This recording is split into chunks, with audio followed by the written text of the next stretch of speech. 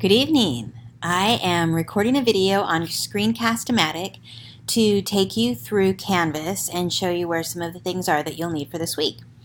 So right now you can see Canvas here. Oh, let me switch to Student View. So this is the Canvas you should be able to see. I'm going to put this under announcements, so hopefully you'll find it there. I put a document, a link to the syllabus document that I've updated, and then modules is where you find everything else. So we did week 1, here's what the week 2 module. You can click any of these individually, or you can start at the top and then go through the pages, and I'll show you how to do that.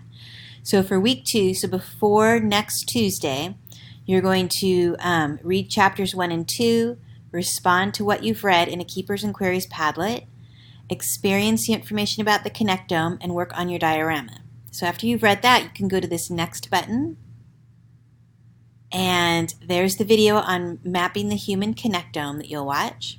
And after you do that, you can click next. And here's the Padlet for your Keepers and Queries, just like we used in class last night. Make sure you put your name. Let me get rid of this one. It was one I was practicing with. So you'll go right down here and click on the X, or the plus sign, sorry. On the title, you're going to put your name. And then here you'll put your 2 keepers, which are 2 items that you read or experienced that you want to remember, and 2 questions that they brought up for you. And that's it right there on the Padlet. After that, you'll go to next. And this is where the published reflection for this coming week is going. So this first one is done by Sarah, so I put your name on it.